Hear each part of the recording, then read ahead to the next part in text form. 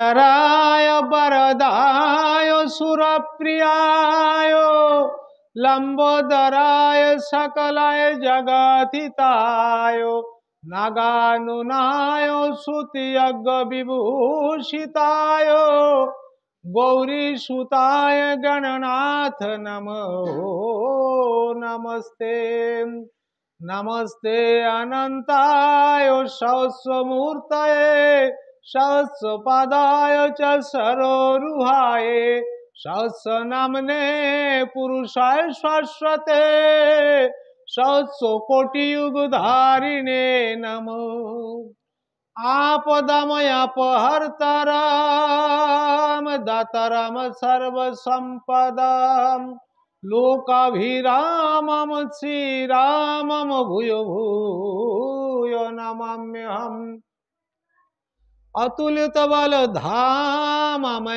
शैलावदेहं दनुजवन कृशानुं ज्ञानिनामग्रगण्यं सकलगुणनिधानं वानरनामधीशं श्रीरघुपतिप्रियभक्तं वातजातं नमामि आह्वानार्थे धनार्थे पुष्पं समर्पयामि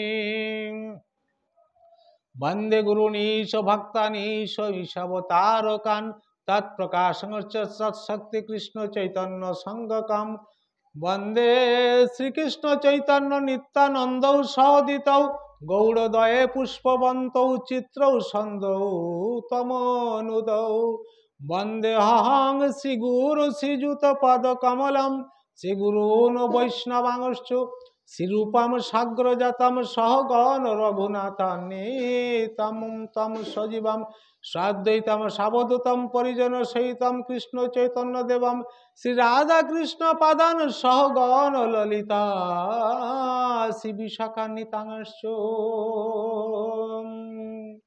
नाम श्रेष्ठ मनुमोऽपि शचीपुत्र मत्र स्वरूपं रूपम तत्साग्रजमुरुपुरीं माथुरीं गोष्ठवाटीं राधाकुण्डं गिरिवरमः राधिका माधवासं प्राप्त जस्य प्रथित कृपया श्रीगुरुं नतोऽस्मि नमस्ते नरसिंहाय प्रह्लादाल्लाददायिने हिरण्यकशिपु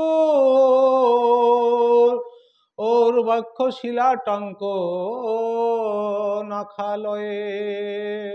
जय श्री राधे। आज दामोदर मासेर शरण पंचुक बक पंचक विश्व पंचुक बला हय द्वितीय दिवस। এই দ্বিতীয় দিবসের অতি উত্তম ভাগবত বাসর উপস্থিত আমার আরাধ্য যুগল সরকার শ্রী রাধা মাধবের পদপঙ্কজে অধমের কোটি কোটি প্রণিপাত ব্যাসপীঠ গ্রহণ করুন এবং এই অধমকে আশীর্বাদ করুন। আমার পরমারাধ্য গুরুদেব এবং গুরুমাতার রাতুল চরণে অধমের কোটি কোটি প্রণিপাত। আমারই হৃদয় আসনে প্রবেশন পূর্বক আমারই হয়ে আজ এখানে শ্রীমদ্ ভাগবত প্রবচন করুন এবং আমাকে আশীর্বাদ করুন।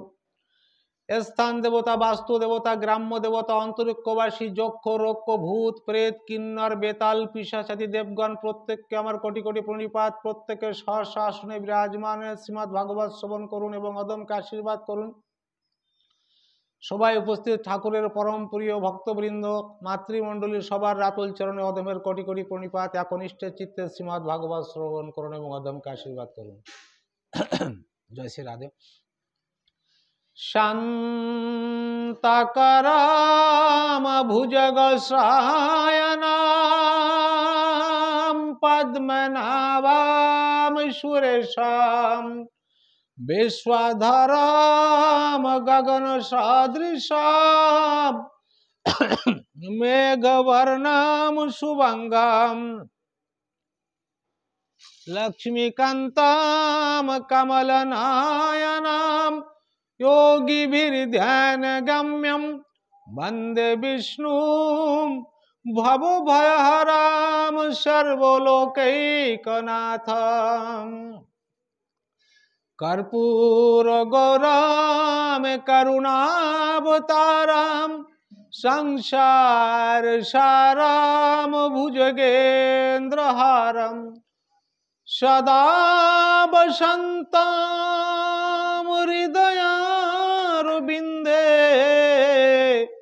भवं भवानी सहितं नमामि।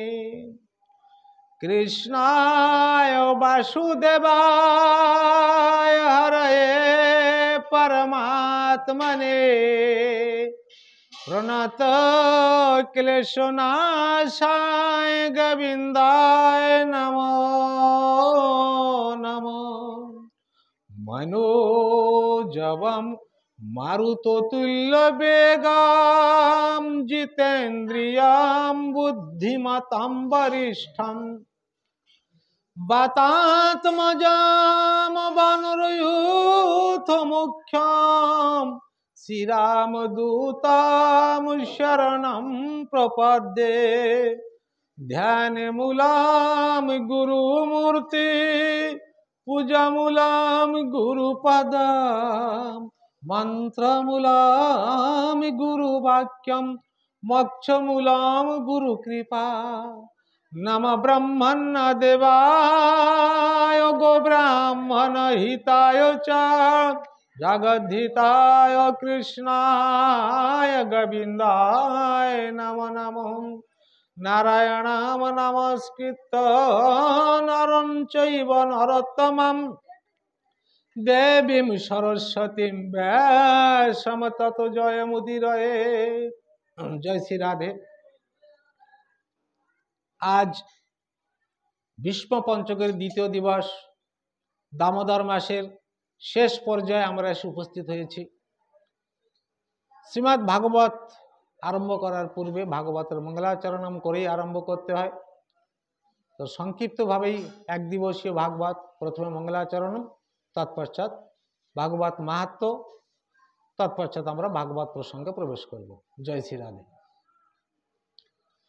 कृष्णं नारायणं वन्दे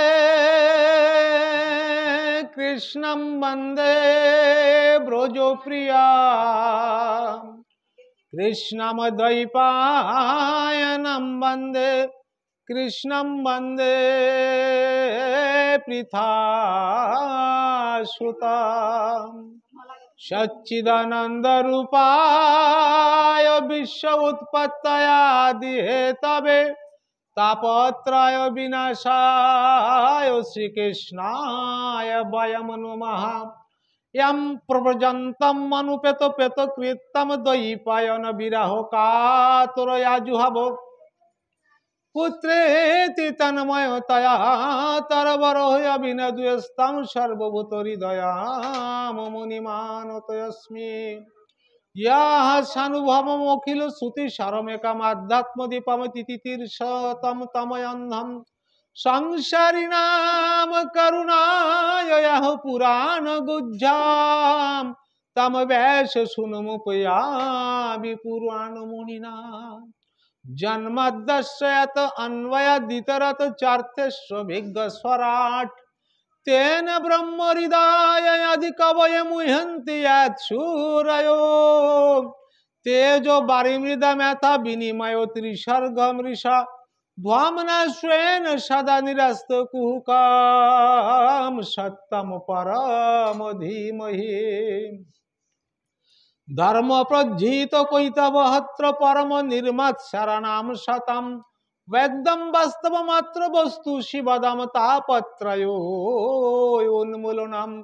श्रीमद् भागवते महामुनिकृते किंब परेरीश्वर सद्य हृदि अवरुद्ध त्रुकृतिभि शुश्रूषुभिस्तत्क्षणात् निगम कल्पोत्तर गलित फलाम सुखमुखादमृत द्रवसंयुतम पीबत भागवत रसमालयाम मुहुर्मुहुरसिका भुवि भावुका। जय श्री राधे। जय जय राधा रमन जय जय नवलो किशोर जय गोपी चित चोर प्रभु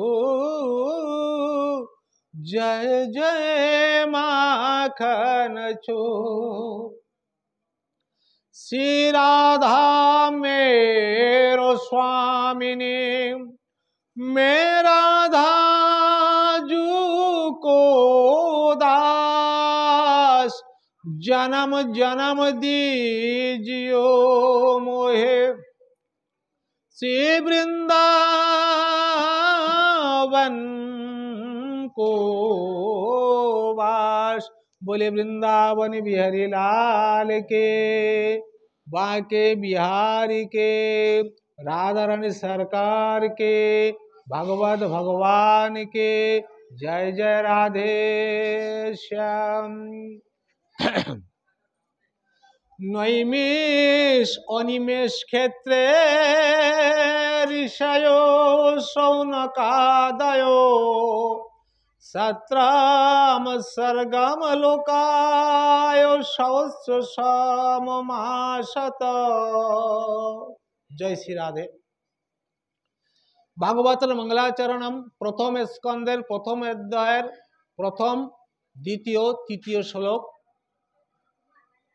तत्पश्चात बर्तमान जे श्लोकटी बोललाम एटी থেকেই হয় কথা आरम्भ। चतुर्थ नम्बर श्लोक থেকে কথা आरम्भ, পরেই प्रथम स्कंदेर प्रथम अध्याয়ের चतुर्थ श्लोक থেকে কথা आरम्भ।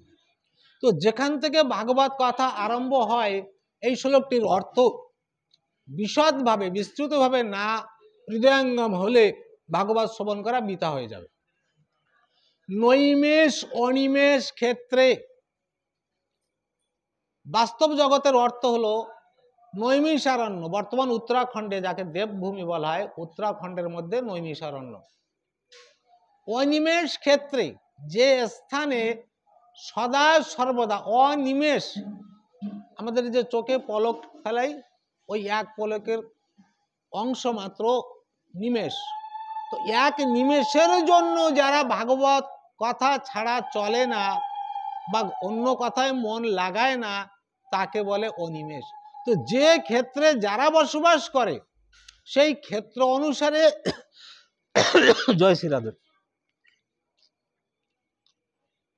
ক্ষেত্র অনুসারে নাম হয়েছে অনিমেষ ক্ষেত্র, প্রকৃত নৈমিষারণ্য।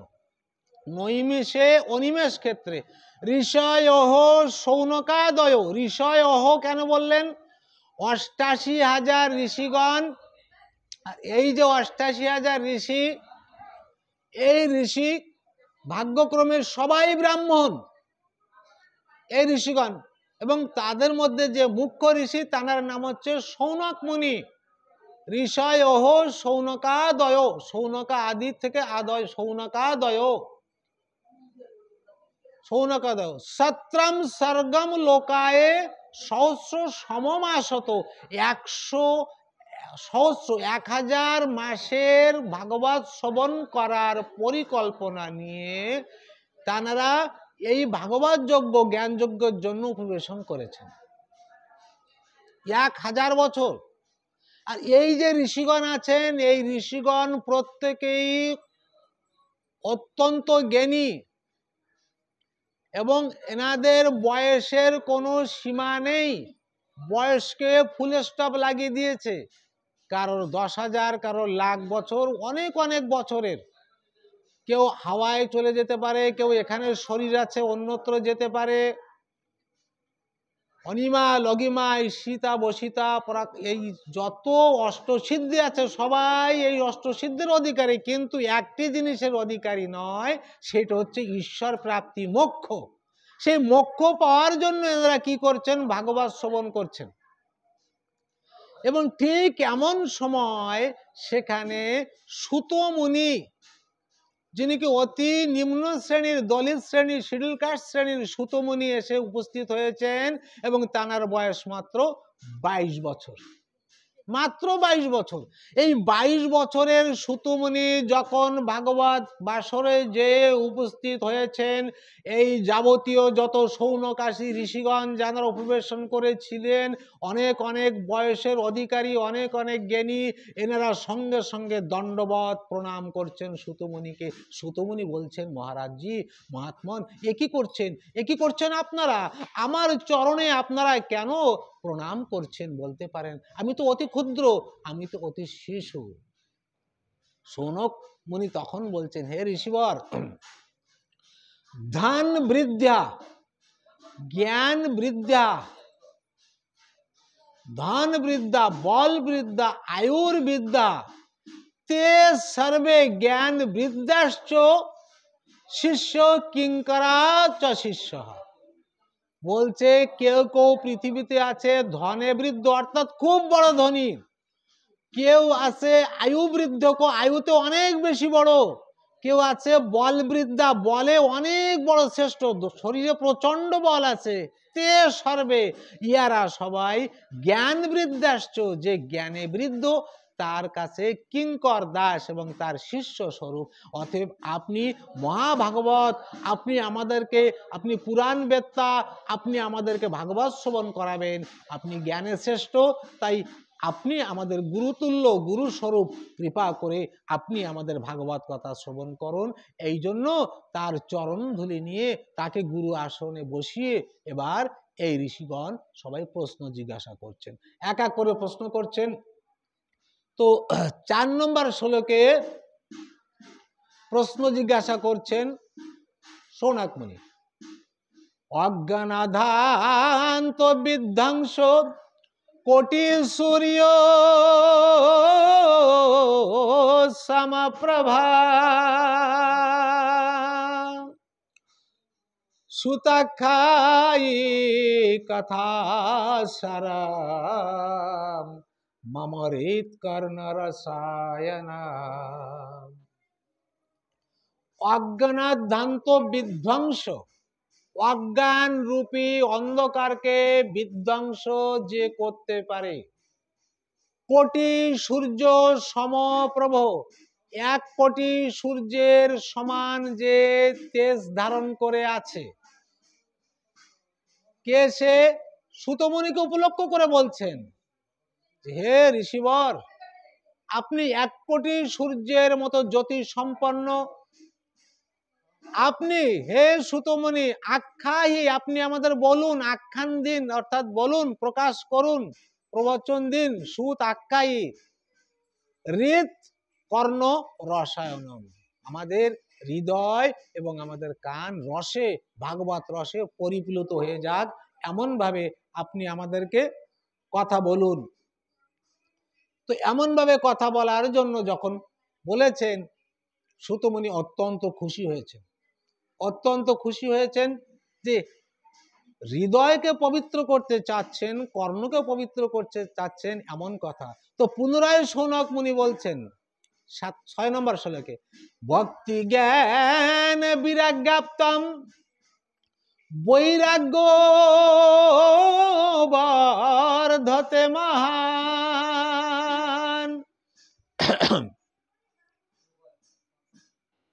মায়ামোহ নিরাশস্য বৈষ্ণবে ক্রিয়তে কথা। সুতমুনিকে সৌনকাদি ঋষিগণ বলছেন, আপনি যে কথা বলবেন, সেই কথার দ্বারা আমাদের মধ্যে কি হওয়া উচিত? ভক্তি নিশ্চয়ই হবে। ভাগবতের এটি প্রমুখ উদ্দেশ্য। অন্য যাবতীয় যত আলোচনা, পর্যালোচনা, সমালোচনা, যত কথা আছে, সব কথার থেকে ভাগবত কথা এই জন্য শ্রেষ্ঠ যে ভাগবত কথা শ্রবণ করলে কি হয়? ভক্তি হয়। এই জন্য প্রথমেই রেখেছে ভক্তি শব্দটি, ভক্তি, এবং ভক্তির সঙ্গে সঙ্গে জ্ঞানও হয়। আর যার ভক্তি হয়, যার জ্ঞান হয়, তৃতীয় নম্বর তো অটোমেটিক আসবেই। সেই নম্বরটি কি বলুন তো? সে নম্বর হচ্ছে বৈরাগ্য।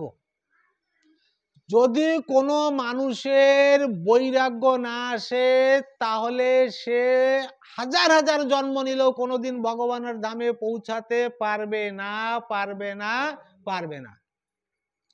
বৈরাগ্য তাকে আনতেই হবে।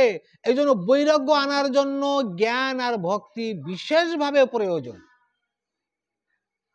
এই প্রথমে প্রশ্ন সেই রেখেছে, ভাগবত শুনবে কিসের জন্য? আনন্দ মজা করার জন্য, নাচানাচি করার জন্য? না না, মোটে না, মোটে না।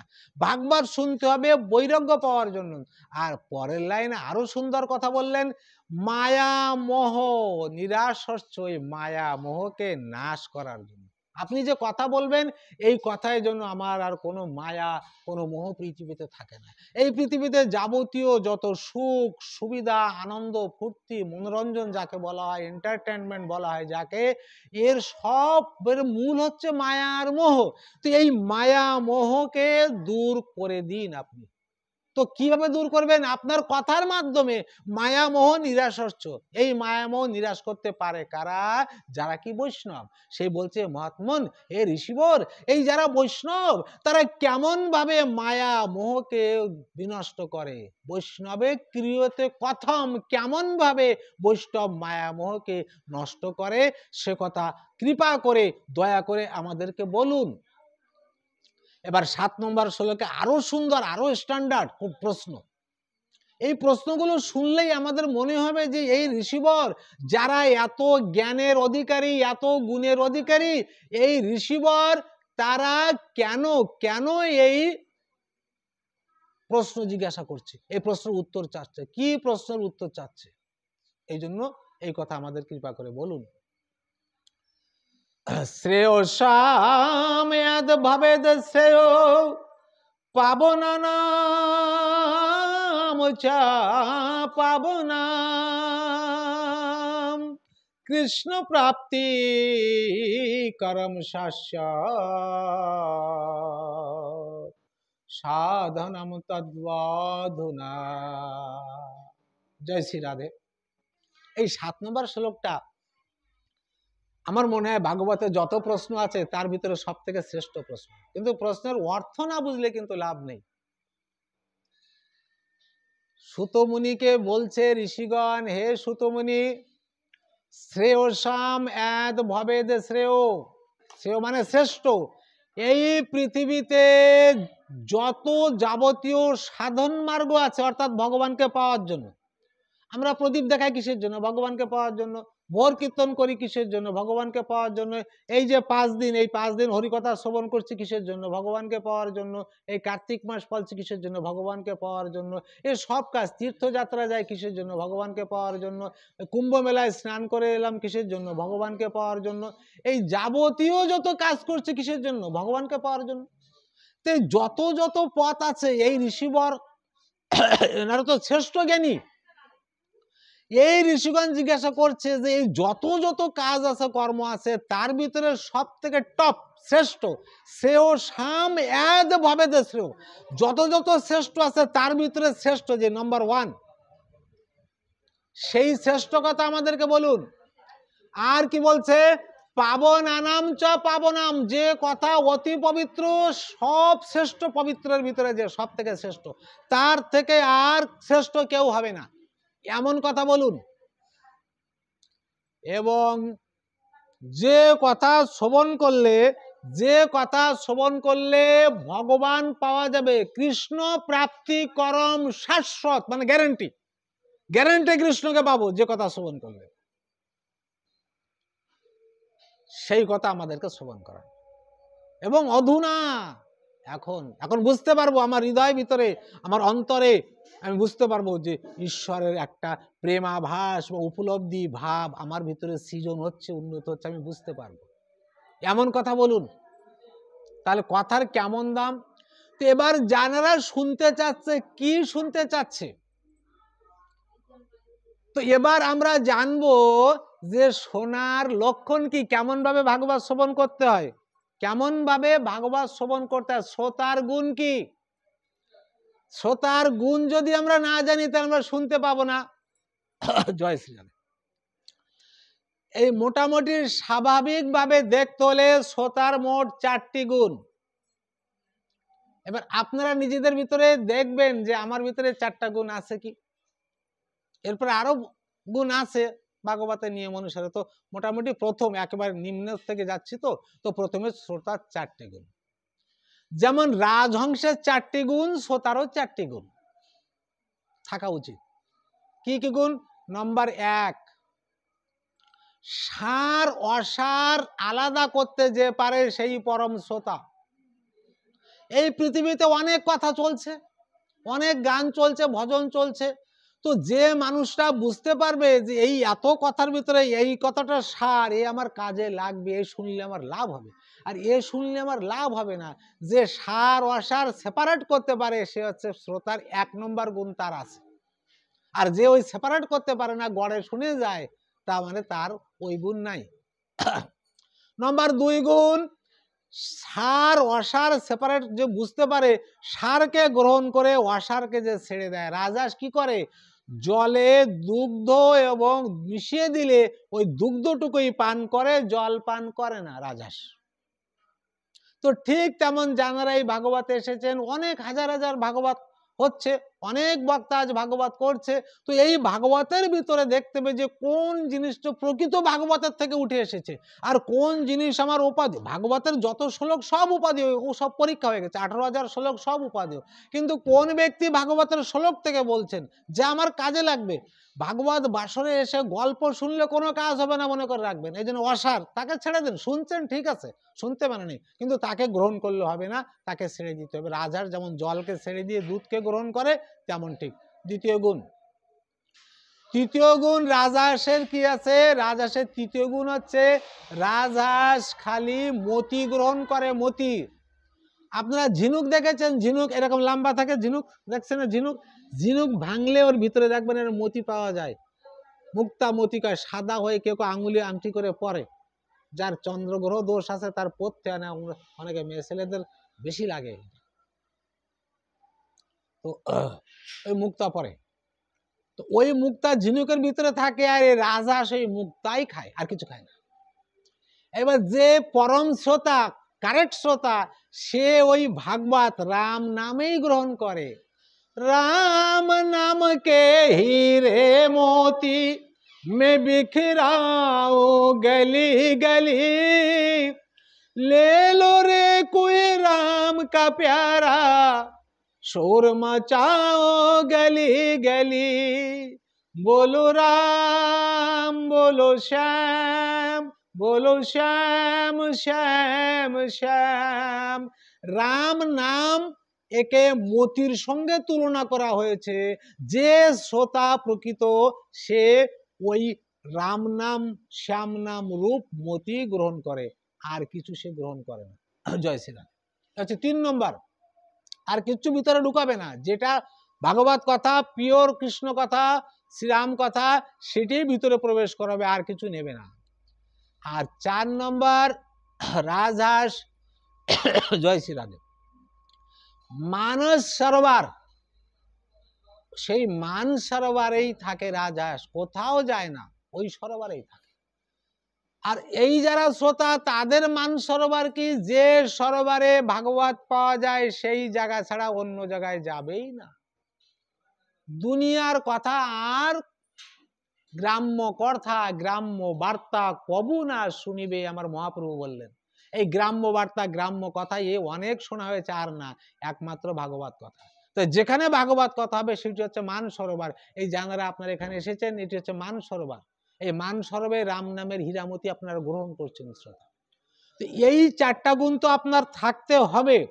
এছাড়া আরো 8টা গুণ দরকার, 7টা গুণ দরকার।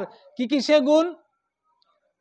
ভাগবত সবাই এসে ধ্যান কেন্দ্রিত করতে হবে। ধ্যান কেন্দ্রিত মানে মন একদম থাকবে ভাগবত বক্তার দিকে, একটা কথা, একটা শ্লোক ছুটে না যায়।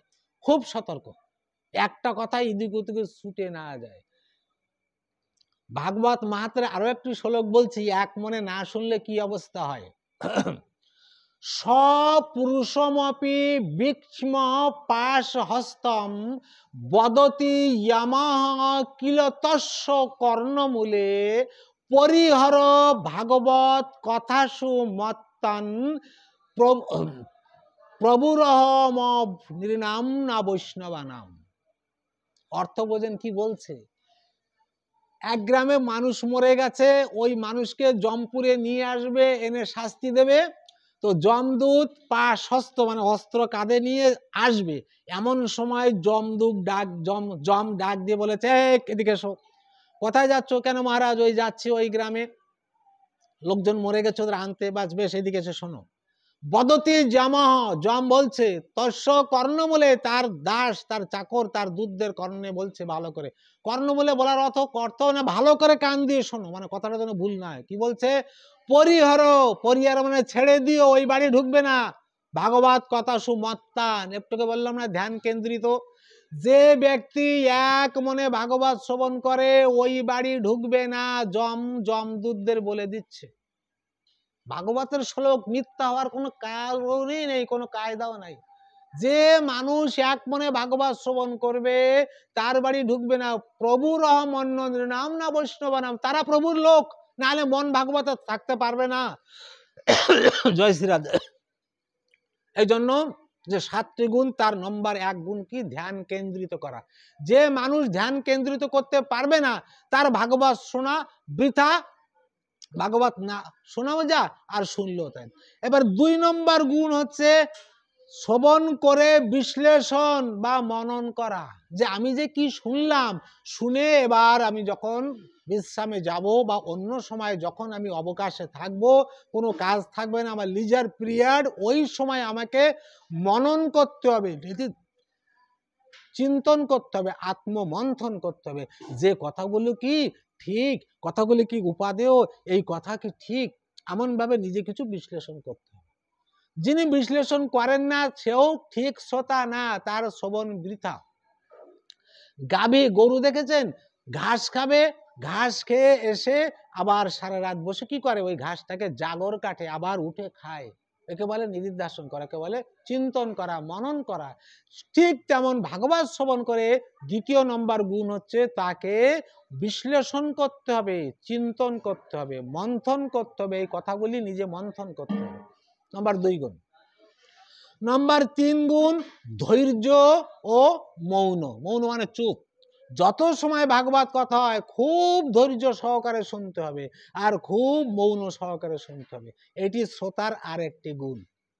শ্রোতার যদি এই গুণ না থাকে, তাহলে তার শোনা নিষ্ফল, আসন পরিবর্তন হবে না, তাহলে ভাগবত শুনে লাভ নেই। 4 নম্বর গুণ হচ্ছে সহানুভূতি বা শারীরিক প্রক্রিয়া, হাবভাব।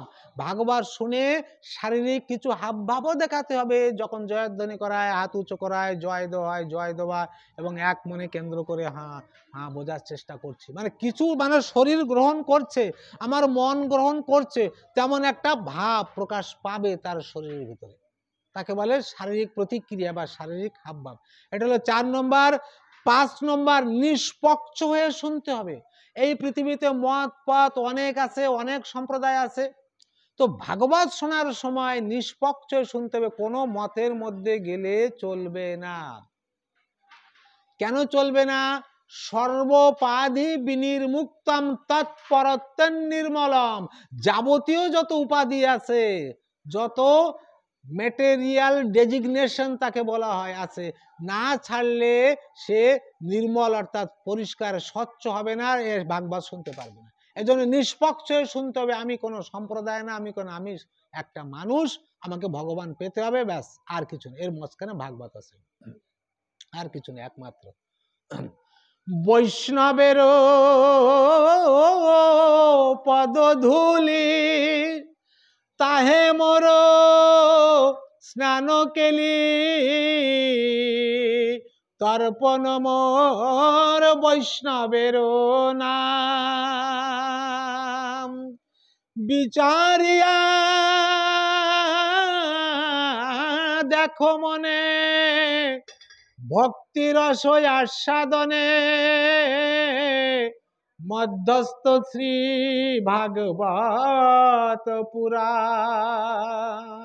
ভক্তি রস আস্বাদন করতে হলে একমাত্র ভাগবত পুরাণেই মধ্যস্থ। এই জন্য আমরাও আজ এই ভাগবত পুরাণকে মধ্যস্থ রেখে ভাগবত শ্রবণ করছি। তার ভিতরে আমরা শুনছি যে প্রকৃত ভাগবত শ্রোতা হতে হলে কি কি গুণের প্রয়োজন, এই গুণগুলি কি আমার ভিতরে আছে? তাহলে যদি এই গুণ থাকে আমি ভাগবত শুনতে পারবো, আর নাহলে ভাগবত শ্রবণ করে আমার কোনো লাভ হবে না। আর এই গুণগুলি যদি আমার ভিতরে না থাকে তাহলে আমি কি করে আনবো, এই চেষ্টা করে শিখতে হবে এখান থেকে। জয় শ্রী রাধে। এবার 6 নম্বর গুণ হবে যে শ্রবণ করে সঙ্গে সঙ্গে নির্ণয় নিলে হবে না, নির্ণয় একটু পরে, মনন করার পরে নির্ণয় নিতে হবে, সঙ্গে সঙ্গে নির্ণয় না, ডিসিশন সঙ্গে সঙ্গে না।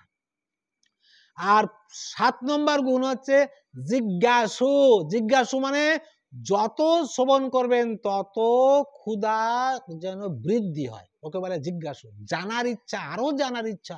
ভাগবত শ্রবণ করে যদি কেউ বলে এমন ভাগবত অনেক শুনেছি, ভাবতে হবে সে জীবনে একবারও ভাগবত শুনিনি, ওই কান দিয়ে ঢুকিয়েছে কিন্তু ভিতরে ঢুকিয়ে তার।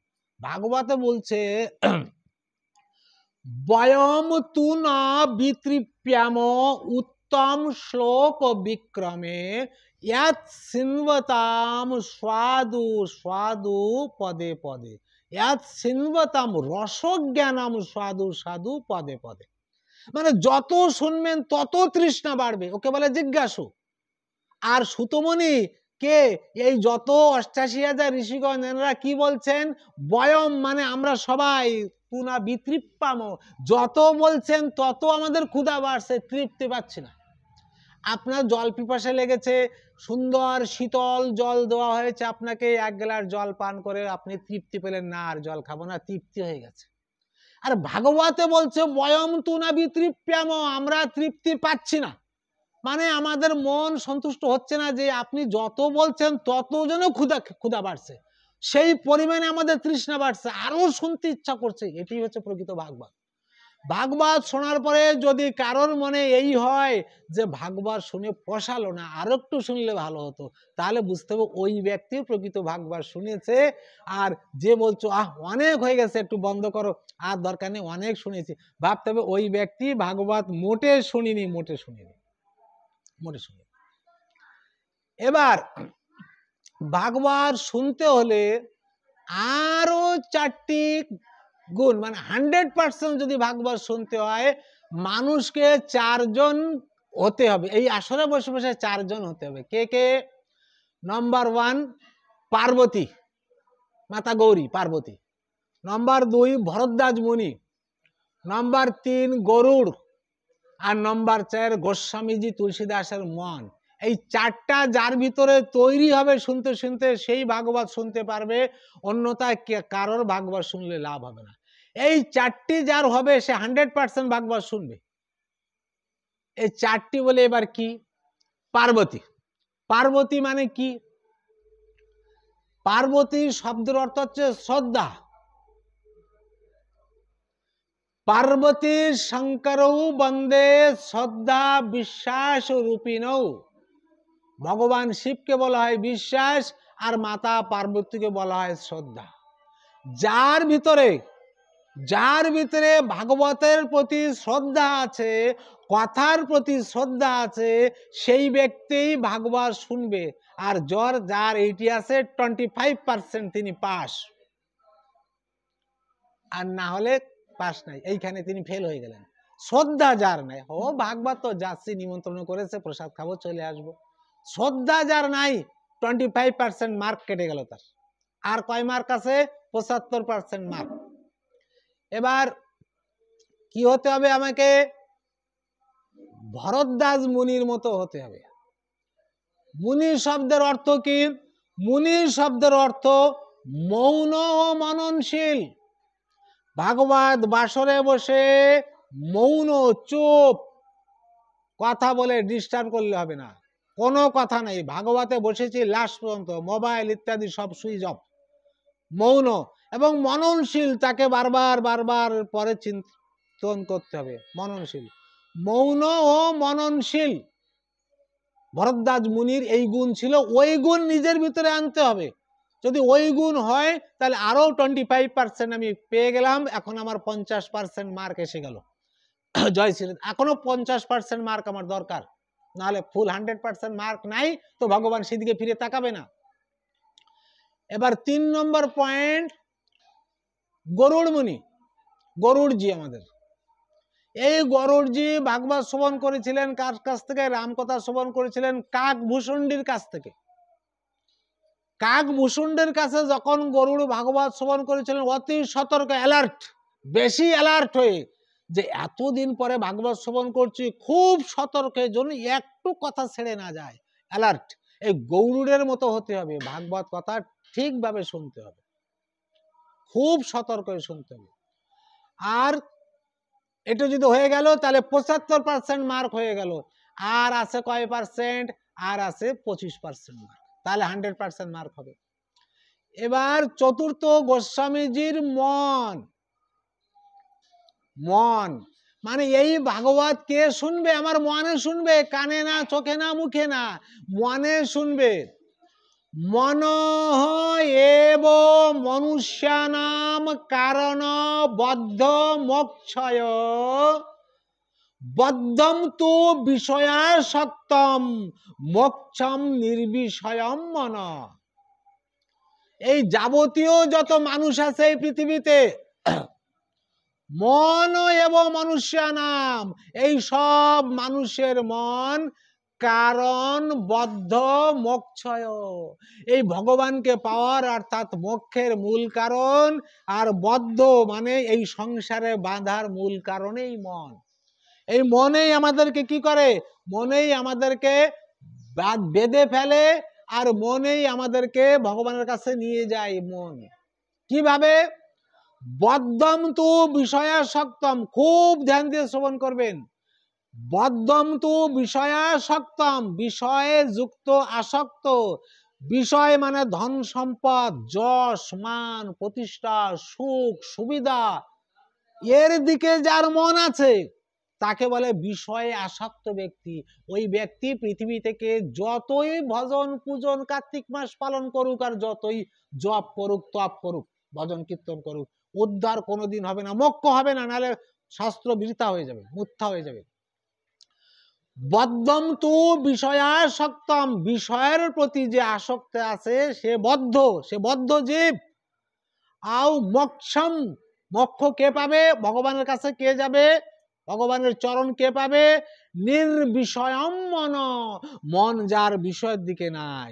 এই পৃথিবীর সুখ ভোগার জন্য যার মন কাঁদে না, যার মন কোনো সুখ সুবিধা যশ মান প্রতিষ্ঠার জন্য না, যার মন এই পৃথিবীর ধন সম্পদ ঘর গাড়ি বাড়ি স্ত্রী পুত্র এর দিকে যার মন না, সেখান থেকে মন গেলেও ফিরিয়ে নিয়ে এসে আমার গোবিন্দের চরণে যে দিতে পেরেছে, বিষয় থেকে যার মন একবার সরে এসে আমার গোবিন্দের চরণে লেগেছে, তাকেই বলে নির্বিষয়ম মন। মোক্ষম তু নির্বিষয়ম মন, মোক্ষ নির্বিষয় মন তাকে বলে যার মন। তো ভাগবত বাসরে বসে এই মনকে বিষয় থেকে সরিয়ে এনে যদি এই ভাগবতে লাগানো যায়, জয়, তাকেই বলা হয় নির্বিষয় মন। मन के हारे हार है, मन के जीते जीत,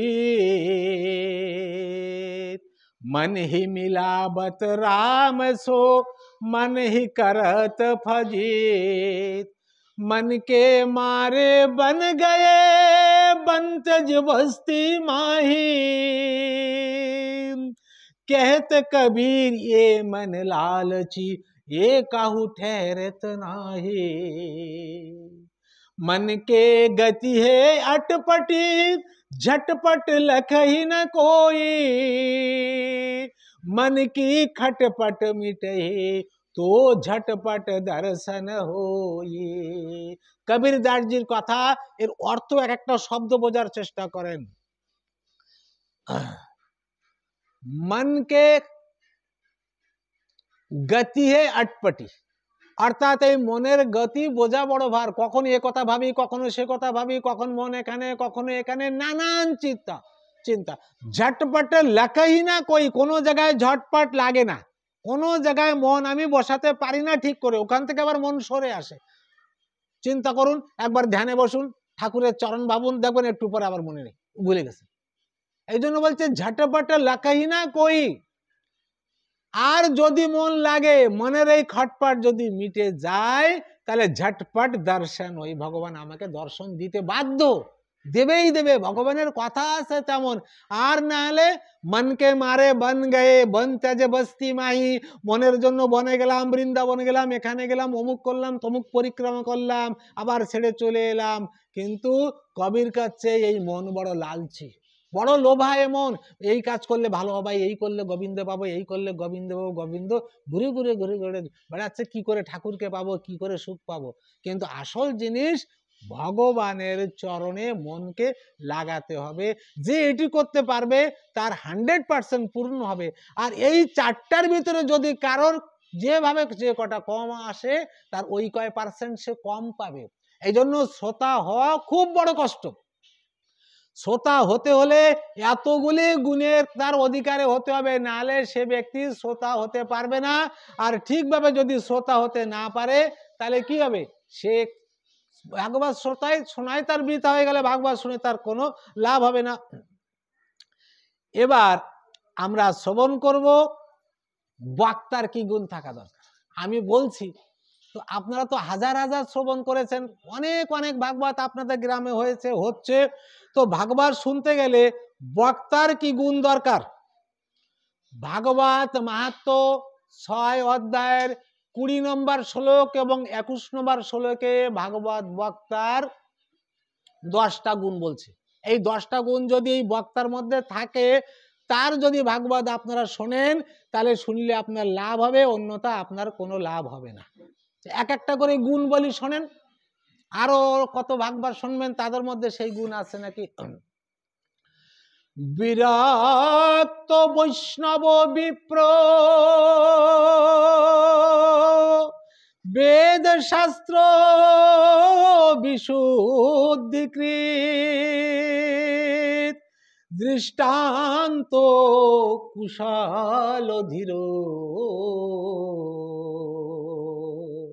বক্তা কার্য হতে নিষ্প্রিয়। এই 7টা গুণ আগে বলে নেই, তা দ্বিতীয় 21 নম্বর শ্লোক পরে বলছি, আগেই বুঝে নি। নাম্বার 1 বিরক্ত, ভালো করে বুঝবেন, বিরক্ত। এই সব এক একটা শব্দ যদি কারেক্ট বুঝতে পারেন, তাহলে ভাগবত বক্তাদের ভিতরে আপনারা বুঝতে পারবেন যে এই লোকটা প্রকৃত বক্তা, যোগ্য কি যোগ্য না। বিরক্ত মানে এই সংসারের যত চারিদিকে জাক জমক চকমকি, তার ভিতরে এ ঢুকে আছে কি? এর যে কোনো জায়গায় পাওয়া যায় কি? বাজারে হাটে ঘাটে লোকে খেলাধুলো করছে, সেই জায়গায় এখানে নাচ হচ্ছে, এখানে মেলোডি হচ্ছে, এখানে ভিড় ভটকা, তার মধ্যে সবসময় ঘুরে বেড়ায় কি? বিরক্ত। সব কাজ থেকে, যাত্রা, নাটক, নভেল, সিনেমা ইত্যাদিতে যাচ্ছে কি? এসব থেকে সে বিরক্ত হতে হবে। সে আস্তে আস্তে আস্তে আস্তে এক এক করে কি করবে? এক এক করে ছাড়বে, ত্যাগ করবে। বক্তা হওয়ার 1 নম্বর গুণ এই। বক্তা হতে হলে সে ব্যক্তি যদি বিভিন্ন ভিড় ভটকায় যেখানে যাচ্ছে, তার মানে সে বক্তা হওয়ার যোগ্য না। আচ্ছা, ছোট্ট একটা উদাহরণ দিচ্ছি, বুঝতে ক্লিয়ার হবে। আমি একটা নদী পার হয়ে ওই পাশে যাব সাঁতার কেটে। তো আমার শরীরে ধুতি পরা আছে, পায়ে বুট আছে, মোজা আছে, জামা পাঞ্জাবি আছে, উপরে একটা কোট আছে, হাতে ঘড়ি আছে, গলায় উত্তরে আছে, মাথায় একটা সুন্দর পাগড়ি আছে, ঘাড়ে একটা ব্যাগ আছে, চোখে চশমা আছে, হাতে ঘড়ি আছে। এবার আমি এই সব নিয়ে ওই নদীতে লাফ দিলে নদী পার হয়ে যাব কি? পার হব কি? পার হব? কোন? পার তো হব না, আমি ডুবে যাব, নিশ্চয়ই ডুবে যাব, আমি মরেই যাব। তাহলে কি করতে হবে? এক এক করে খুলতে হবে। খোলা মানে কি? ত্যাগ, ছাড়তে হবে। আগে ব্যাগটা সরাই। ব্যাগ মানে কি? এই সংসারের বোঝা, সংসারের বোঝা সরাই। আমার ঘাড়ে সংসার বলে না, বুড়ি বাবারে আমার ঘাড়ে সংসারের বোঝা, তো ওই বোঝা নিয়ে আমি বৈতরণী নদী পার হবো? কমাতে হবে। তারপরে এক এক করে খুলতে হবে। হ্যাঁ, খাওয়া দাওয়া, মাছ মাংস না হলে বাঁচি না, আলুর চাপ না হলে বাঁচি না, কুরকুরে না হলে বাঁচি না, পেঁয়াজ রসুন না হলে বাঁচি না, এও কমাতে হবে। যাত্রা না দেখলে ভালো লাগে না, ওই ড্যান্স মেলোডি না দেখলে ভালো লাগে না, ওই জায়গায় আজকে লোকেরা আজকে একটা মিটিং আসছে গ্রামে, একজনের বউ সঙ্গে গন্ডগোল হয়েছে, যে মিটিং আসছে ওখানে না গেলে বাসি না। তাহলে ওসব এক এক করে কমাতে হবে, এক এক করে কিন্তু একদিনে কমালে হবে না, ধীরে ধীরে একটা একটা করে খুলতে হবে। যত খুলবেন তত আপনি ফ্রি, তত হালকা, তত পার হতে পারবেন না। যত আপনার থাকবে ওই নিয়ে যদি লাভ দেন চলে, তাহলে কিন্তু ডুবে যাবেন। একদম ক্লিয়ার কথা। তো যে বক্তা, যে আমাদেরকে বুঝাবে, সে যদি এখনো যদি ওইসব না ছাড়তে পারে, এই নাটক, নভেল, যাত্রা, বিভিন্ন জায়গায় যে ঘোরাফেরা করা, যে কোনো মানুষের সঙ্গে মেশা, আজকে দল ও দল সাঙ্গ সাথী হয়ে বেড়ায়, তাকে একা হতে হবে। হ্যাঁ, তার মতো এইখানে বাগবার সবাই এখানে আসলে দোষ নেই। তাহলে চিন্তা করুন, বক্তা হওয়া কত বড় কষ্ট।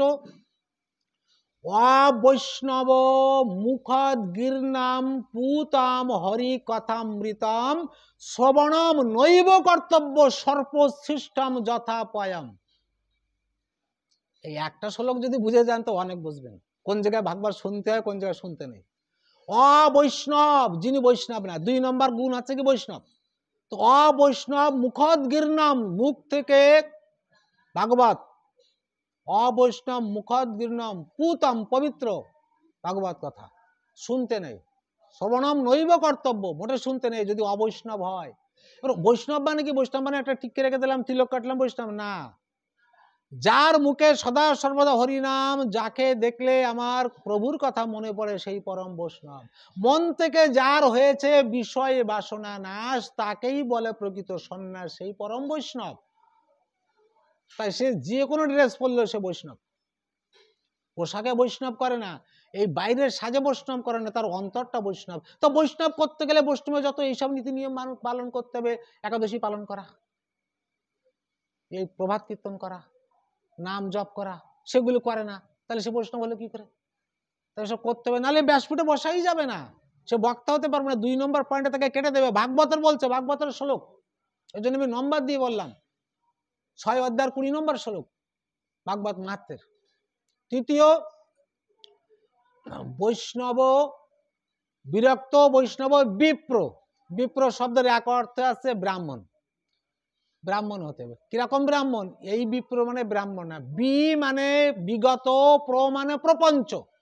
যে এই দুনিয়ার ঝামেলা কথার মধ্যে পড়ে থাকে না, তাকে বলে বিগত প্রপঞ্চ। দুনিয়ার ঝামেলার কথার মধ্যে যে বেশি মাথা দেয়, ও সব কথা থেকে সরিয়ে একমাত্র ভাগবত কথার ভিতরে মন দিতে হবে, তাকেই বলে বিপ্র, বিগত প্রপঞ্চ। তাহলে 3টা গুণ জানলাম, বিরক্ত, বৈষ্ণব, বিপ্র। বেদ শাস্ত্র, এবং তিনি বেদ শাস্ত্রের জ্ঞাতা হবে। বেদ পড়ে থাকবেন। বেদ যে না জানে, যে শাস্ত্র না জানে, সে ভাগবত বলবে কি করে? ভাগবতের 18,000 শ্লোক, গীতায় 700 শ্লোক, স্কন্দ পুরাণে 81,000 শ্লোক, বেদে 20,000 শ্লোক, 4টা বেদে, ঋগ্বেদ, যজুর্বেদ, সামবেদ, অথর্ববেদ। এই তাকে বেদ পাঠী হতেই হবে। সে যদি বেদ পাঠ না করে থাকে, তাহলে সে কি করে ভাগবত আলোচনা করবে? সে ভাগবতেই বলছে, তাকে ক্যান্সেল, তার ভাগবত শোনা উচিত। আর আজকাল যে কোনো লোক কোনো শ্লোক জানে না, সংস্কৃত জানে না, বাস একটু গান গাইতে পারে, একটু নাচানাচি করে দিল, 2-4 কথা বলতে পারে, ভাগবত আলোচনা করছে।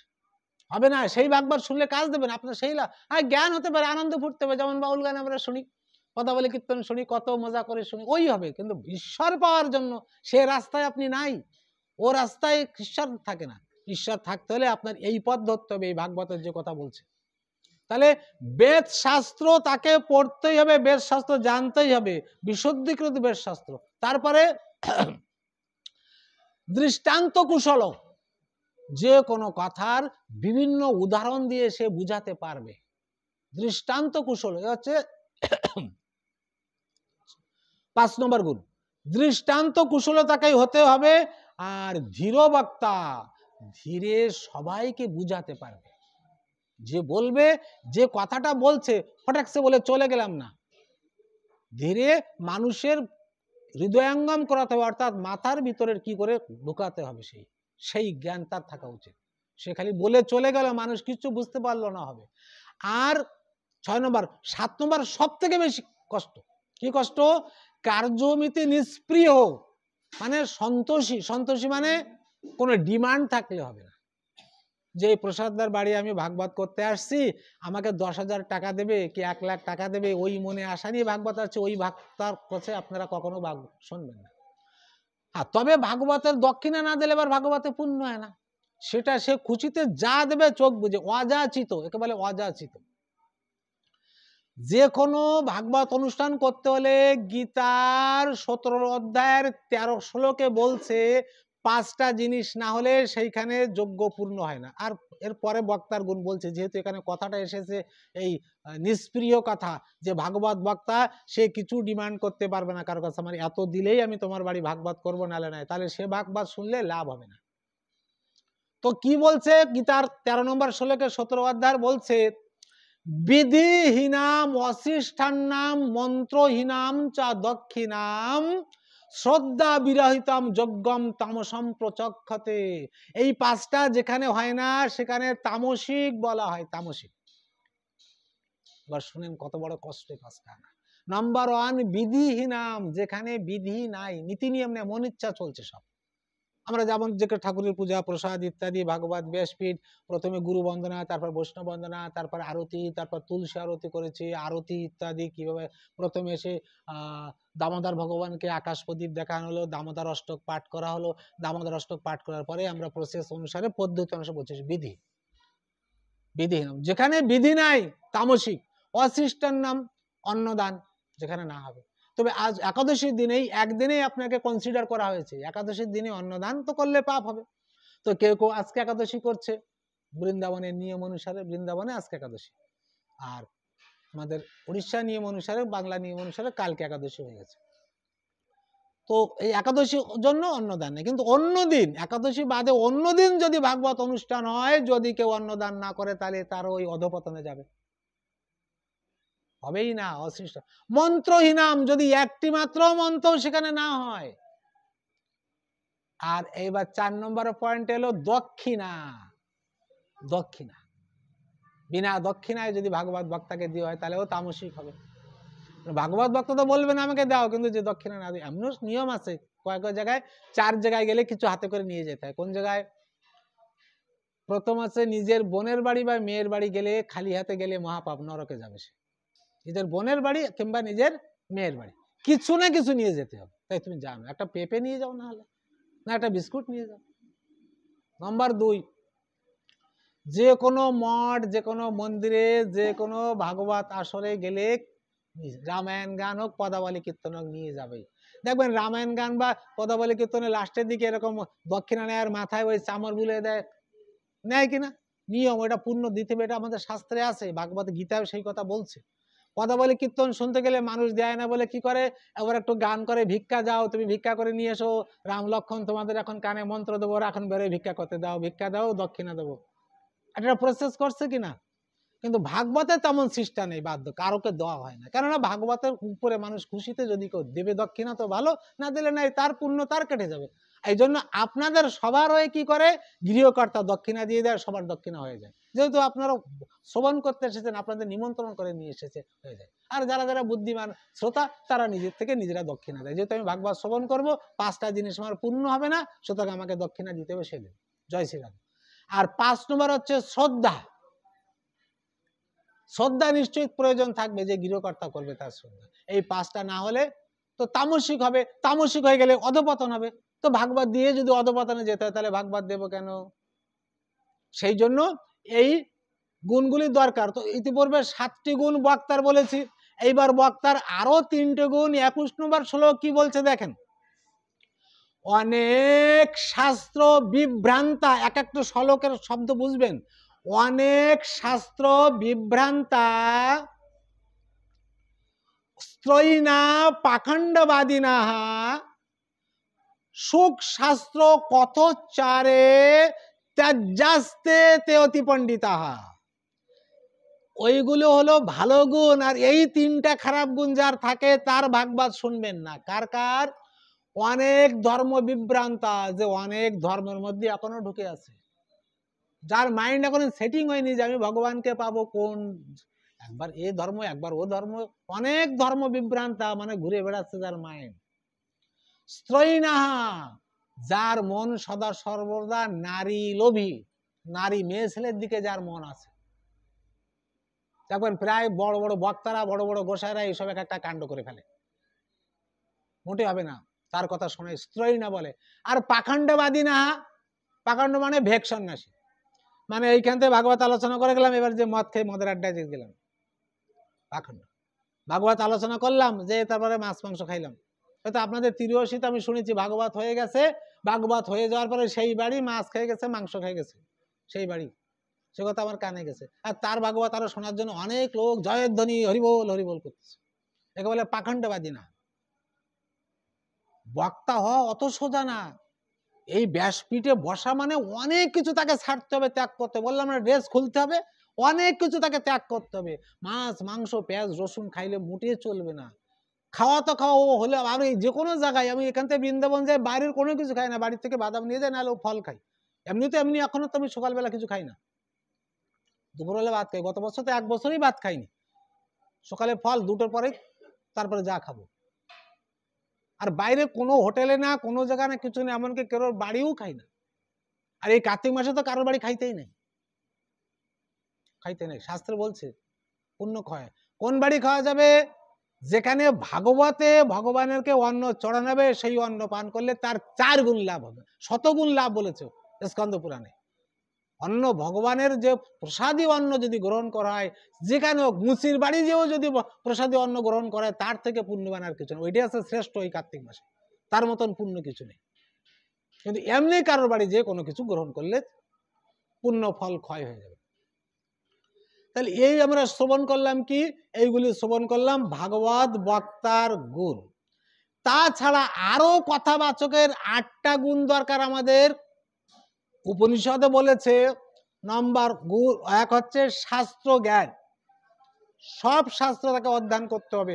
উপনিষদ, মনু সংহিতা, ব্যাট স্মৃতি, মহাভারত, রামায়ণ, শ্রুতি স্মৃতি, পুরাণ আদি যাবতীয়, ভাগবত, চৈতন্য চরিতামৃত, যা বেদ বেদান্ত ইত্যাদি সব তাকে পড়তে হবে, সব গ্রন্থ তাকে রাখতে হবে, শাস্ত্র জ্ঞান তার থাকতে হবে। নম্বর 1। একটা বক্তার কাছে আপনি যে কথা শুনবেন, তার কথা শুনে আপনি বিশ্বাস করবেন কি করে? মন ইচ্ছা বললে আপনি বিশ্বাস করবেন? এই জন্য 16 অধ্যায় বলছে জহ শাস্ত্র বিধি, গীতার 16 অধ্যায়, জহ শাস্ত্র বিধিম উৎসৃজ্য বর্ততে কামকারতঃ ন সিদ্ধিম বাপ্নতি না পরম গতি। শাস্ত্রের বিধি মেনে না মেনে যে চলে, সে যে কাজ করবে সব নিষ্ফল। শাস্ত্রে যা লেখা হয়েছে, অনেক আছে আমার গুরুদেব বলেছে, তাই তোমার গুরুদেব বলেছে ওই কথাটা শাস্ত্রে আছে কিনা শাস্ত্রে দেখতে হবে আগে।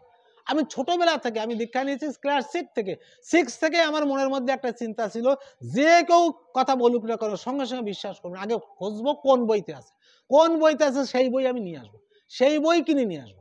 আমি রেগুলার বই মেঘে, সেদিনও একটা বই বৃন্দাবন থেকে নিয়ে এসেছি, 1 সপ্তাহ আগে, 2 সপ্তাহ আগে একটা বৃন্দাবন থেকে মাগিয়ে নিয়ে এসেছি। সবসময় শাস্ত্র হচ্ছে মেন। তো যে বক্তা, তার দরকার পুস্তক, শাস্ত্র গ্রন্থ সে পড়বে। 2 নম্বর বাক কৌশল, ওই কথাটি মানুষকে বুঝাতে পারবে, সেই কৌশল তার থাকবে, নাম্বার 2 গুণ। 3 নম্বর হচ্ছে আধ্যাত্মিকতা। এবার আমি শাস্ত্র পড়লাম, বুঝাতে পারলাম, আমি নিজে কিছু পালন করলাম না, আমি নিজে নাম জপ করলাম না, নিজে আকাশ প্রদীপ দেখালাম না, নিজে কিছু ধুতি পরলাম না। আমার ভালো মনে আছে অনেক আগে, অনেক আগে এই গ্রামের আমাদের বৈষ্ণব কালীপদ দাদা, যিনি গান, এখন তিনি উঠে গেছেন, ওনার ঘরে একবার এসেছিলাম ভাগবত আলোচনা করতে, একদম এখান থেকে অনেক বছর আগে। তো তখন আমি এসেছিলাম শুট পরে, ভালো করে খেয়াল করে শোনেন, তখন কি পরে এসেছিলাম? শুট পরে আসছি ভাগবত আলোচনা করতে, একেবারে প্রথম আমার জীবনের প্রথম। এখন শুট পরে আসার পরে দেখি সবাই ধুতি পরে, আমি একা শুট পরে, আর সবাই শাড়ি মেয়ে ছেলে। তো কোনো রকমে আলোচনা বসে, আমরা কেউ কিছু বলিনি আর কি, আলোচনা করছি। করার পরে তারপরে দেখি কেউ আলোচনা করতেছে যে ভাগবত বক্তা, উনি ভাগবত আলোচনা করবেন, শুট পরে আছেন, আমার কানে গেছে। তারপরে আমার 81 উনি উঠে গেছেন, অরুণ মিস্ত্রি ছিল, ওনার কাছে যে ওনার সঙ্গে একটু মিশতাম, বললাম দাদা আমার একটু ধুতি পরানো শিখাই দেন না, আমি কিভাবে ধুতি পরতে হয়। তা উনি দোকানে ধুতি ছিল, ধুতি নিয়ে আমার 2-3 রকম ধুতি পরানো শিখলাম, আমার ট্রেনিং দিলে, এইভাবে তুমি ধুতি পরো। তখন আমরা মাস্টার মানুষ, চারিদিকে অল্প বয়স, তখন তো কি ধুতি পরানো জানি না, তো ধুতি পরা তাই 2-3 বার ধুতি পরতে পরতে কাঁচা খুলে যেত, আবার ধুতি পরতে, এই করে করে ধুতি পরা। তারপরে সেকেন্ডে ভাগবত, যখন আমি পৈতা নিলাম, ভাগবত আলোচনা করতে গেলে পৈতা নিতে হবে। যে আমাদের গ্রামে যে চক্রবর্তী জামাই আছে, ওনার গুরুদেব একদিন আমি গেছি আলোচনা করতে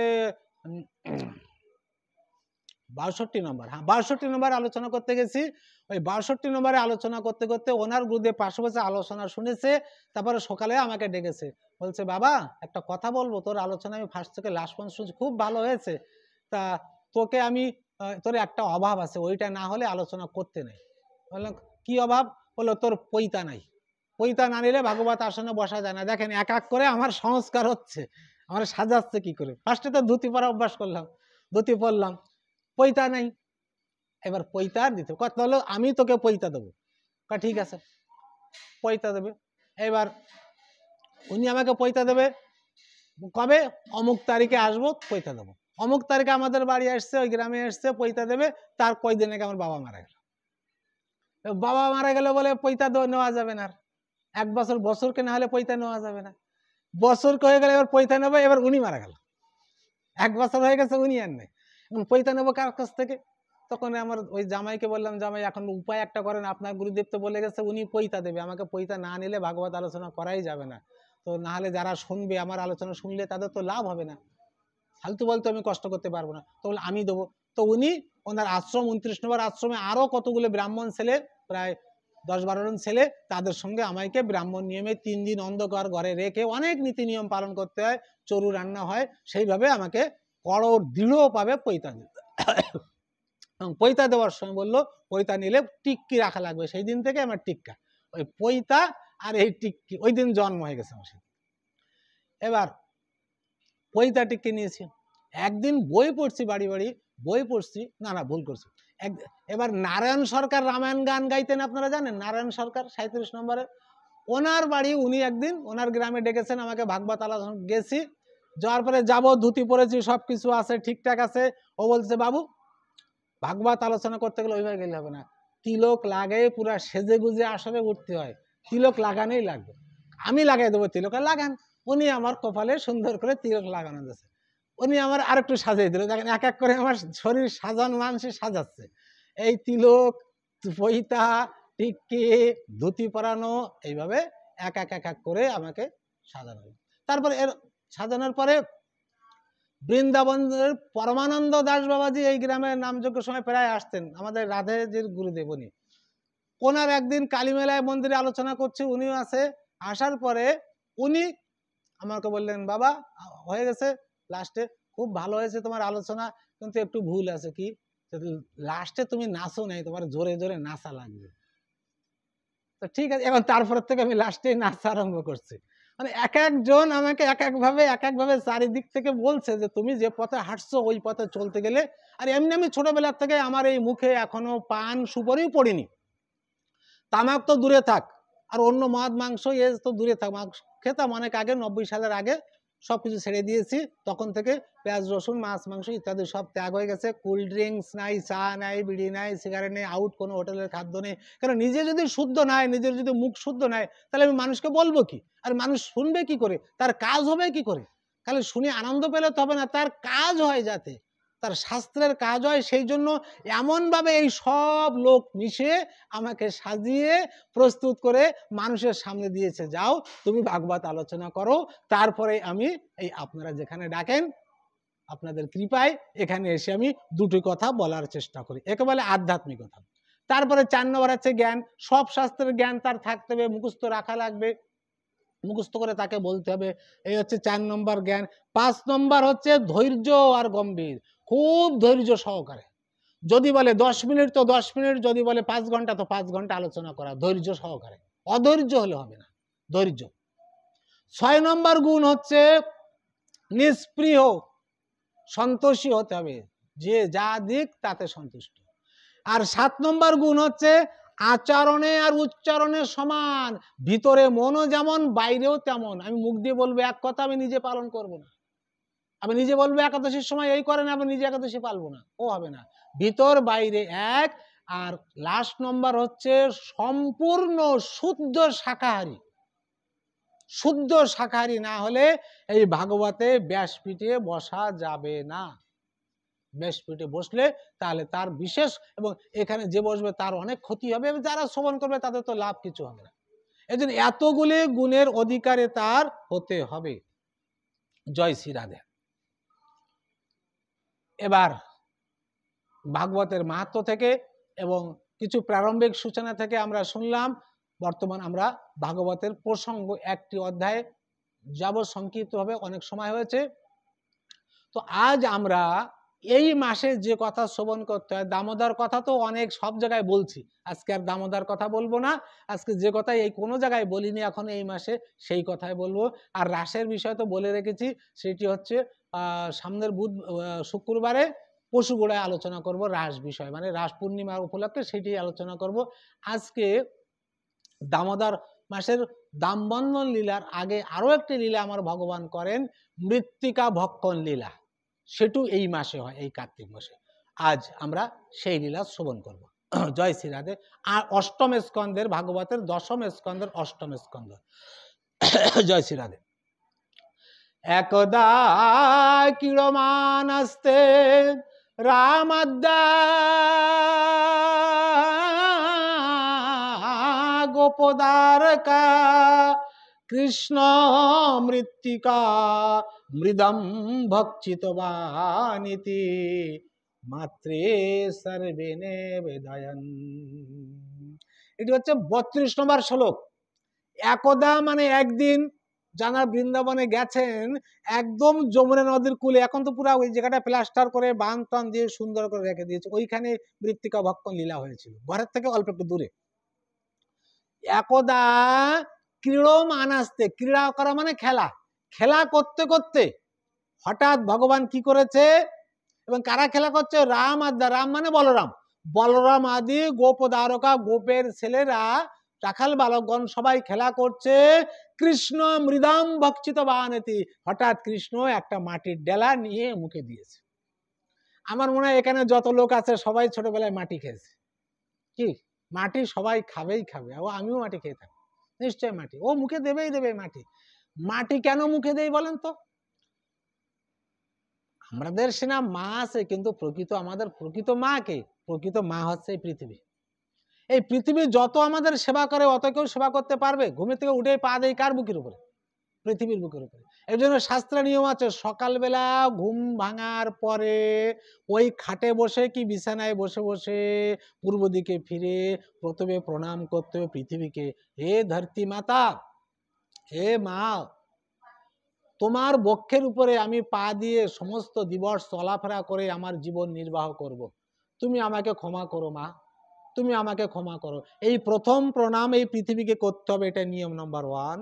দ্বিতীয় প্রণাম করতে হবে আমার পূর্বপুরুষগণ, আমার যারা যারা মরে গেছে, বাবা তার বাবা পিতরকে, যে তোমরা যেখানে আছো সেখান থেকে আমাকে আশীর্বাদ করো, আমি যেন কদাপি বিপথে না যাই। পূর্বপুরুষগণ যদি আশীর্বাদ না করে মানুষ বিপথে চলে যায়। তৃতীয় এবার প্রণাম করতে হবে গুরুদেবকে, ওই খাটে বসে বসে, হে গুরুদেব, আমি যে সাধন মার্গে চলেছি, কৃপা করে তুমি আমার ভগবানের পথে নিয়ে চলো, ভগবানকে দর্শন করিয়ে দাও, তুমি ছাড়া আমাকে কেউ দর্শন করাতে পারবে না। চতুর্থ এবার প্রণাম করতে হবে ভগবানকে, বলতে হবে হে ভগবান, হে ঈশ্বর, হে পরম পিতা, হে অনাদিরাদি গোবিন্দ নিত্য নিরঞ্জন, আজ প্রভাতে আমি পৃথিবীর বক্ষে পা দিয়ে বিচরণ করব, সমগ্র দিবস তোমার কথা যেন আমি না ভুলি, তোমার নাম জপ, তোমার স্মরণ, তোমার মূর্তি দর্শন সব যেন করতে পারি, তোমার কথা শ্রবণ করতে পারি, এবং অন্তিমে তোমার চরণে যেন আশ্রয় পাই। গোবিন্দ, তোমার চরণে আমাকে আশ্রয় দিও। এই বলে একটা প্রণাম ভগবানকে করতে হবে। আর শেষ 5 নম্বর প্রণাম করতে হবে সূর্যদেবকে। এই পৃথিবীতে যত যত দেবতা আছে সব অদৃশ্য, একমাত্র দৃশ্যমান একটাই দেবতা আছে, যে সূর্য, প্রতিদিন তাকে দেখি। সেই জন্য সূর্যদেবকে প্রণাম করতে হবে। হে সূর্যদেব, আপনি আমাকে কৃপা করুন, আমাকে বল দিন, জ্যোতি দিন, জ্ঞান দিন। জ্ঞান দেওয়ার, বল দেওয়ার, শক্তি দেওয়ার মালিক হচ্ছে সূর্য। সূর্য সকল শক্তির আধার। এই জন্য প্রতিদিন স্নান করে যারা অর্ঘ্য দেন সূর্যকে, তার যাবতীয় গ্রহদোষ কেটে যায়। রেগুলার সূর্যকে অর্ঘ্য দিতে হয়। অর্ঘ্য দেওয়ার নিয়ম আছে। আমি একটা ইউটিউব চ্যানেল খুলেছি, সেই চ্যানেলে সূর্যকে কিভাবে অর্ঘ্য দিতে আমি দেখেছি, কোন কোন মন্ত্র বলতে হয় স্নান করার পরে, সেইগুলো মন্ত্রগুলি বলে করতে হয়। আপনারা সেই চ্যানেলটা সাবস্ক্রাইব করবেন, করে তারপরে আমি যে যে আলোচনা করি, যে যে ভাগবত বলি কোথায় কোথায় এবং কি কি সব জ্ঞানের কথা, কখন কি হয় সে কথাগুলি সেখানে থাকবে। আপনারা চ্যানেল সাবস্ক্রাইব করবেন, আমার চ্যানেল খুঁজবেন, আমার নাম অনুসারে দেওয়া আছে, আমার নাম নিয়ে খুঁজবেন পেয়ে যাবেন চ্যানেলটি, সব সেখানে আছে। প্রত্যেক মানুষকে, বাচ্চা থেকে বৃদ্ধ পর্যন্ত সবাইকে প্রতিদিন সূর্যকে জল দিতে হয়। খালি একদিনই জলটা তুলসী গাছে গোড়ায় দেবেন না রবিবারে, আর 6 দিন তুলসী গাছে জল দেবেন সূর্যকে তাকিয়ে, আর একদিন অন্য জায়গায় জলটা ফেলাবেন, তুলসীর গাছে গোড়ায় ফেলাবেন না। এই সকালে প্রণাম করে তারপরে খাট থেকে বা তারপরে বিছানা থেকে নামতে হয়। এটি হচ্ছে গুণ। তো এই ভগবান শ্রীকৃষ্ণ মাটি নিজের মা, সেই জন্য মাটি মুখে দিয়েছে রামাদা।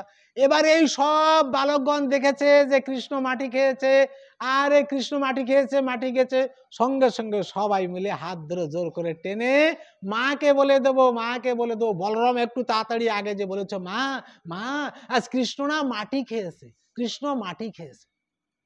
সব ছেলেরা জোর করে ধরে নিয়ে আসছে টানতে টানতে। ছোট না, 3.5 বছর বয়স, 3 বছর কয়দিন, 3.5 বছর হয়নি।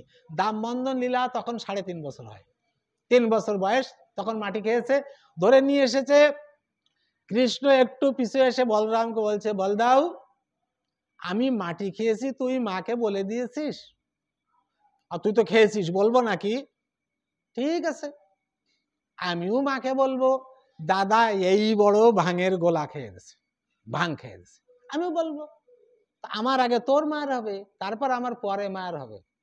দেখেন যশোদা কত বড় ভক্তিমতী, যে অনাদির আদি গোবিন্দ ভগবান, যাকে সবাই ভয় পায়, সে যশোদাকে ভয় পাচ্ছে, মার খাওয়ার ভয় পাচ্ছে। তো বলরাম চিন্তা করছে, সত্যি তো, যদি এখন কানা বলে দেয় যে আমি ভাঙ খেয়েছি, তাহলে তো আগে আমাকে মারবে, তারপরে ওকে মারবে। ঠিক আছে, এবার কাছে যে বলরামকে শুনছে মাতা যশোদা, আরে বলরাম কৃষ্ণ কি মাটি খেয়েছে? বলছে, দেখো মা, ওরা ওই জায়গায় খেলাধুলো করছিল, আমি একটু দূরে ছিলাম, কি জন্য খেয়েছে, তা কি খেয়েছে আমি বলতে পারবো না, বলতে পারবো আমি জানি না মা, আমি বলতে পারবো। মানে পাশ কেটে চলে গেছে। অনেকে আছে না, সাক্ষী দেওয়ার সময় যাতে যদি কারেক্ট বলে তো ধরা পড়ে যায়, যেন এমন কাদায় বলে যাতে কি সাপও না ভাঙে, লাঠিও না ভাঙে, সাপও না মরে, ওই কাদায় বলছে। এবার মধুমঙ্গল ছিল, ও মাথার টিক্কির হাত দিয়ে বলছে, মা আমি ব্রাহ্মণের ছেলে, টিক্কি ধরে বলছি তোর ছেলে এই বড় মাটির ডেলা খেয়েছে। এখন যাবে কোথায়? ধরা পড়ে গেছে। এখন কান ধরে হাতে লাঠি নিয়ে, লাঠি উঁচু করে কৃষ্ণকে বলছে, এই দুষ্ট, মাটি খেয়েছিস? সত্যি করে বল, মাটি খেয়েছিস? মুখের মধ্যে মাটি আছে, এরকম বলতেছে, সত্যি করে বল। এবার কৃষ্ণ দেখলো যে আমি মাটি খেয়েছি, মাকে যদি আমি, কৃষ্ণ নিজে না, কৃষ্ণর ভিতরে দুইটি মায়া থাকে, এক হচ্ছে বৈষ্ণবী মায়া, এক হচ্ছে ঐশ্বর্য মায়া। তো ঐশ্বর্য মায়া সে দেখছে, আরে যশোদা তুই একটা গোয়ালার স্ত্রী, তুই এই যে অনাদি আদি গোবিন্দ, তার কান ধরে তুই তাকে টেনে দিচ্ছিস, তার কান ধরছিস, তোর এত বড় সাহস, তুই জানিস ও কে? তুই জানিস কার কান ধরেছিস, কাকে লাঠি দেখাচ্ছিস, জানিস? সুযোগ পাচ্ছে না, আজকে সুযোগ পেয়েছে, আজকে তোকে দেখাবো ও কে, আজকে তোকে দেখাবো, তুই বুঝতে পারবি যে আজকে ও কে, তুই কার কান ধরেছিস, তোর এত বড় সাহস। তো কৃষ্ণ ওই মাটি মুখে নিয়ে বলছে, নাম ভক্ষিতবানতে সর্বে মিথ্যাভিশংসিনা यदि सत्ताम गिरस्तर्हि समक्षम पश्चिमे मुखम। 35 নম্বর শ্লোক, অষ্টম স্কন্ধের 8ম অধ্যায়ের 10ম স্কন্ধ। কি বলছেন? না অহম, আমি না, ভক্ষিত বানিতি, এমন ভাবে ভগবান বলছে, ও মা আমি মাটি খাইনি, আমি মোটে মাটি খাইনি।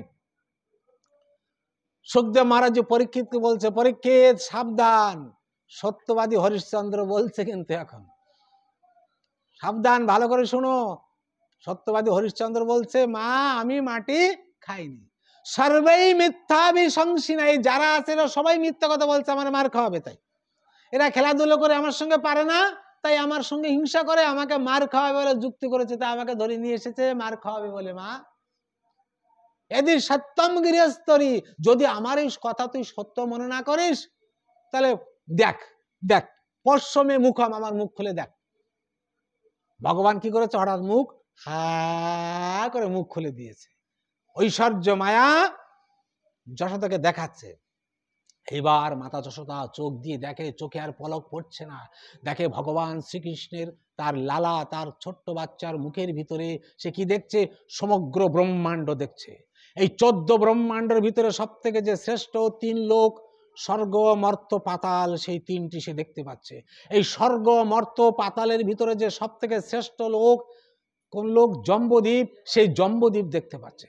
এই জম্বুদ্বীপের সপ্তদ্বীপ দেখতে পাচ্ছে, সপ্তদ্বীপের ভিতরে জম্বুদ্বীপ দেখতে পাচ্ছে।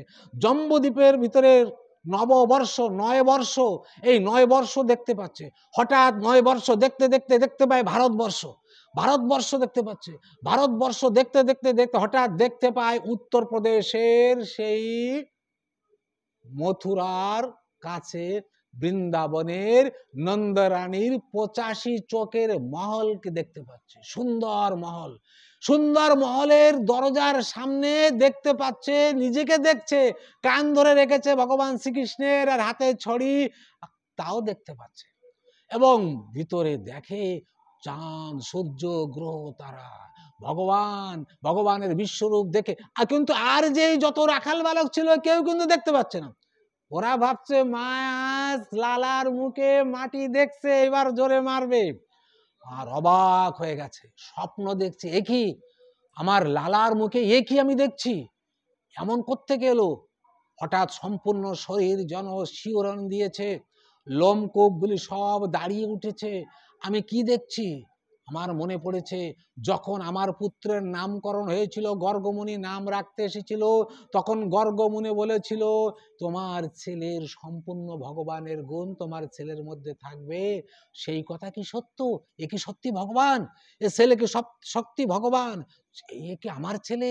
আমি কার কান ধরে রেখেছি? কাকে আমি ছড়ি দিয়ে মারবো বলে ভাবছি? এ কি প্রকৃত ভগবান? হঠাৎ ভগবানের যে বৈষ্ণবী মায়া, সে বলছে এই তুই এই মায়া কেন দেখিয়েছিস আমার মাতাকে? এখনই এখনই তোর এই মায়া সম্বরণ কর, বন্ধ করে। জানিস এই মা আমাকে কত শ্রদ্ধা করে, কত যুগ যুগান্তরের ভক্তি হলে এমন বাৎসল্য প্রেমে ভগবানকে বাঁধতে পারে জানিস? আমি আমি মা চাই, আমি মার কোলে বসতে চাই, আমি মার দুগ্ধ পান করতে চাই, আমি মার কাছ থেকে মার খেতে চাই, মার আমি শ্রদ্ধা পেতে চাই। বন্ধ কর, বন্ধ কর। হঠাৎ মাতা যশোদা এই চোখ মলছে, এই চোখ মলছে, আর তাকিয়ে তাকিয়ে দেখছে, আর বলছে কি, আর বলছে যে কিংবা মদীয়বৎ বুদ্ধি মোহ, বলছে আমার বুদ্ধি কি মোহিত হয়ে গেল? এই দেখলাম তারা, সূর্য, চন্দ্র, আমার মহল, কত কত লোক দেখে এলাম, কত পাহাড়, কত পর্বত, কত নদ নদী, ঝর্ণা দেখলাম, এখন সব যেন অন্ধকার হয়ে গেল। আমি কি মোহিত হয়ে গেলাম? কি কি হয়েছে? ওমা, এবার ভগবান শ্রীকৃষ্ণ বলছে ওমা তুমি কি দেখেছো আমার মুখের ভিতরে? আমি বললাম না আমি মাটি খাইনি। আছে, বলো তো আমার মুখের ভিতরে মাটি আছে? বলো মা আমার মুখের ভিতরে কে মাটি আছে? ইত্থম বিদিত তত্ত্বায়াম গোপিকায়াম সঈশ্বর। একটু আগে যে তাকে ভগবান বলে ভাবছিল, সে এখন চোখ টোক মলে বলছে আমি কি দেখলাম, স্বপ্ন দেখলাম কি, কিচ্ছু মনে নাই, কিচ্ছু মনে নাই। এবার ভালো করে খেয়াল করবেন এই কথাই, অষ্টম স্কন্ধ অতি মারাত্মক স্কন্ধ। ভগবান যদি আমাদের উপরে মায়া রাখে তাহলে আমাদের ক্ষমতা নাই ভগবানের গুণকে জানার মধ্যে। ভগবানের মায়া এত বড় মায়া, ওই মায়া মোহে পড়ে এই মানুষ সব কি করে বিভিন্ন দিকে ছোটে, বিভিন্ন দিকে ছুটে বলছে নিজের অন্তরের ভিতর, হৃদয়ের ভেতরে কাম, ক্রোধ, লোভ, মোহ, মদ, মাৎসর্য, বিষয়, বাসনা, ছল, কপট এসব ভর্তি করে রাখে। কিসের জন্য?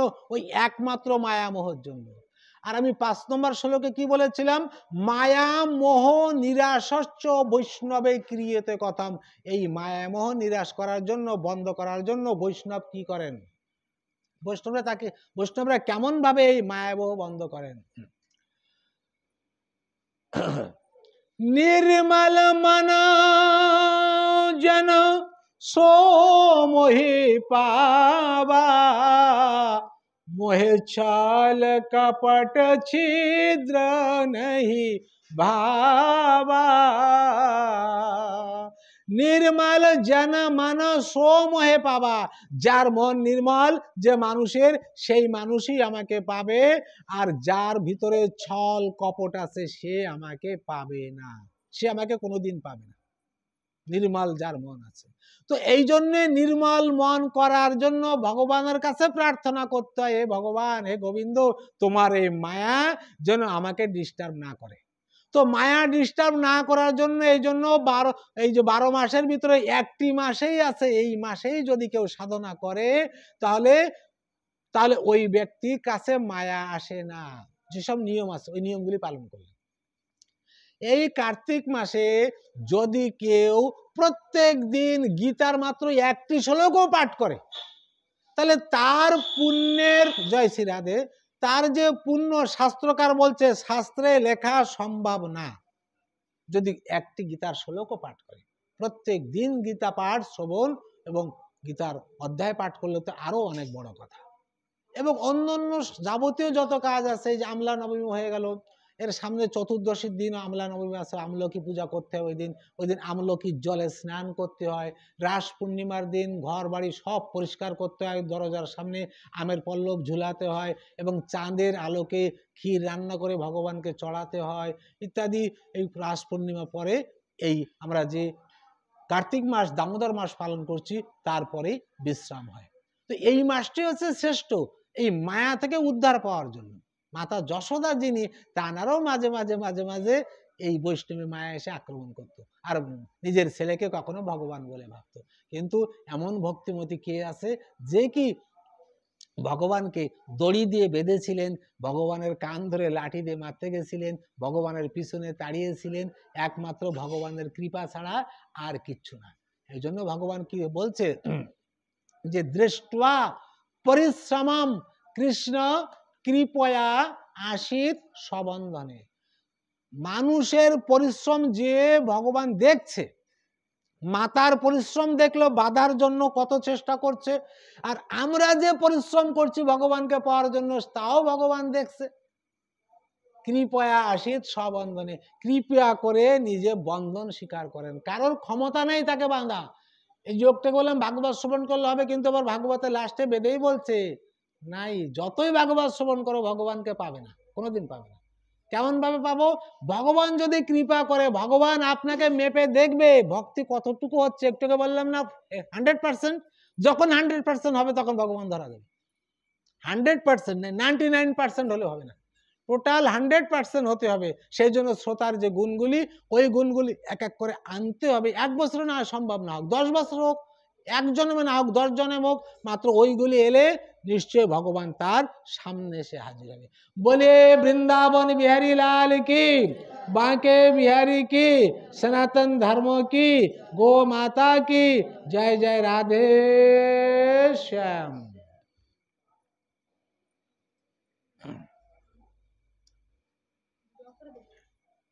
অফ করে দিছিস?